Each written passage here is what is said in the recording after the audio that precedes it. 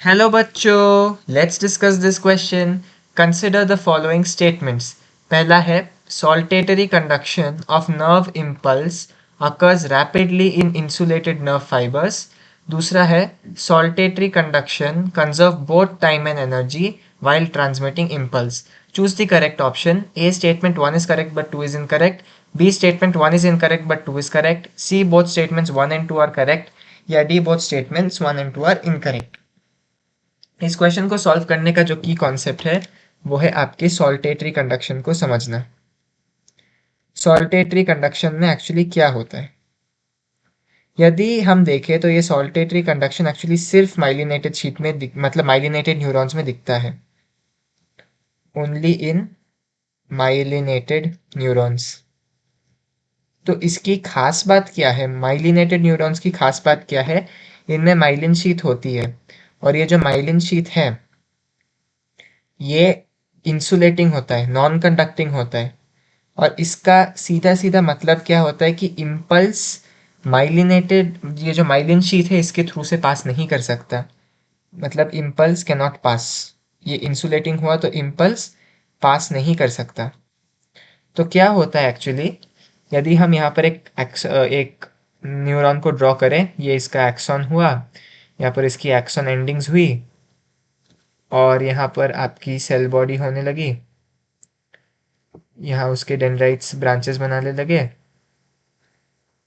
इसकी डेंड्राइट्स की ब्रांचेस हो गई, यहाँ पर उसका एक न्यूक्लियस है और अभी यहाँ पर माइलिन शीथ है। इस डायग्राम को हम लेबल नहीं करेंगे ताकि एक्सप्लेनेशन इजीली हो सके।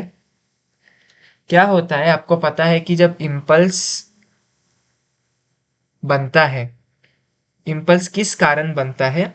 एक पोटेंशियल डिफरेंस के कारण इम्पल्स जनरेट होता है, पोटेंशियल डिफरेंस के कारण। और चेंज इन परमिएबिलिटी होती है। चेंज इन परमिएबिलिटी होती है किस चीज़ की? न्यूरॉन की जो मेम्ब्रेन है उसकी, जिसको हम न्यूरिलेमा कहते हैं। Change in permeability of न्यूरिलेमा।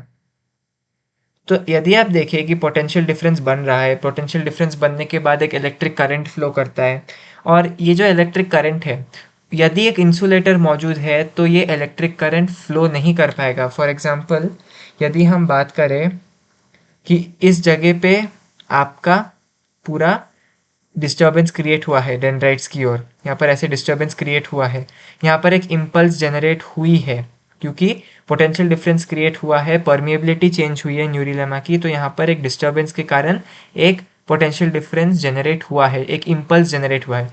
ये इम्पल्स ऐसे ऐसे ऐसे ऐसे ट्रैवल करते हुए सभी दिशाओं से ये एक्सॉन की ओर बढ़ने लगेगी। और जब ये यहाँ पहुँचेगा तो यहाँ पर माइलिन शीथ मौजूद है, तो ये माइलिन शीथ इसको इसके थ्रू पास करने नहीं देगी। तो क्या होगा, ये जो इम्पल्स है वो यहाँ पर आके वापस पोटेंशियल डिफरेंस चेंज होगा। फिर यहाँ आके जहाँ पर ये नोड ऑफ रैनवियर है, जहाँ पर माइलिन शीथ एब्सेंट है, वहाँ पर आपका पोटेंशियल डिफरेंस वापस जनरेट होगा। और ऐसा लगेगा कि ये जो इम्पल्स है, हम इम्पल्स को दूसरे कलर से ड्रॉ करते हैं, इस कलर से यहाँ पर हम लिख रहे हैं, इस कलर से हम इम्पल्स को डिनोट कर रहे हैं। तो ऐसा लगेगा कि ये जो इम्पल्स जनरेट हुआ है वो ऐसे ऐसे करके जंप कर रहा है, एक नोड ऑफ रैनवियर से लेके दूसरे नोड ऑफ रैनवियर तक ऐसे जंप कर करके वो जा रहा है। तो इससे क्या होता है, आपको पता है कि जो करंट है वो बहुत तेज़ होता है। और अभी आप देखिए कि उसको पूरी एक्सॉन नहीं ट्रैवल करनी है, उसको बस नोड ऑफ रैनवियर तक ट्रैवल करना है। तो इससे क्या होगा, आपका जो इम्पल्स है वो एक तो फास्टर ट्रैवल करेगा, दूसरा एनर्जी भी कम लगेगी, कम एनर्जी की रिक्वायरमेंट होगी, क्योंकि आपको पता है इम्पल्स को जनरेट करने के लिए आपको कुछ वोल्टेज गेटेड चैनल्स खोलने पड़ते हैं, तो उसको खोलने में एनर्जी लगती है। यदि आप इस केस में देखें, सॉल्टेटरी कंडक्शन में देखें, तो आपको केवल नोड ऑफ रैनवियर पे वो वोल्टेज गेटेड चैनल्स खोलने की ज़रूरत होगी। तो इससे एनर्जी बचेगा। एनर्जी क्यों बचेगा? क्योंकि voltage gated channels opened only at, कहाँ पर? नोड ऑफ रैनवियर पर। ओपनली नहीं होगा, यहाँ पर ओपनड होना चाहिए। ओपेंड ओनली कहाँ पर? नोड ऑफ रैनवियर पर। तो यही एडवांटेज हुई सॉल्टेटरी कंडक्शन की। सबसे पहली बात, वो कहाँ दिखता है? केवल माइलिनेटेड न्यूरॉन्स में दिखता है। क्यों? क्योंकि माइलिन शीथ एक इंसुलेटिंग बॉडी की तरह एक्ट करती है। इम्पल्स को जनरेट होने के लिए पोटेंशियल डिफरेंस की ज़रूरत है, जिससे कि चेंज इन परमिएबिलिटी हो न्यूरिलेमा में, मतलब न्यूरॉन की सेल मेम्ब्रेन में, जिसको हम न्यूरिलेमा कहते हैं। इससे क्या होता है? सॉल्टेटरी कंडक्शन से इम्पल्स फास्टर ट्रैवल करते हैं, क्योंकि अब उसको पूरा एक्सॉन ऐसे छान कर नहीं जाना है, वो ऐसे जंप कर करके चला जाएगा। इससे कम एनर्जी लगता है। क्यों? क्योंकि वोल्टेज गेटेड चैनल्स को खोलने के लिए आपको एनर्जी की ज़रूरत है, और सॉल्टेटरी कंडक्शन में वोल्टेज गेटेड चैनल सिर्फ नोड ऑफ रैनवियर में खोलने की आवश्यकता है। तो इससे क्या होगा? एनर्जी भी बच जाएगी। चलिए हम वापस स्टेटमेंट्स को एनालाइज करते हैं।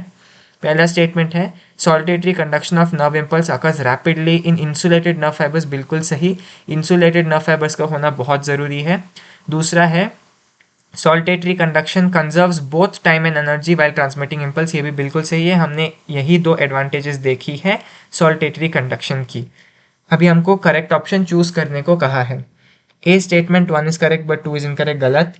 B statement 1 is incorrect but 2 is correct, गलत। C both statements 1 and 2 are correct, ये ठीक है। D both statements 1 and 2 are incorrect, ये गलत है।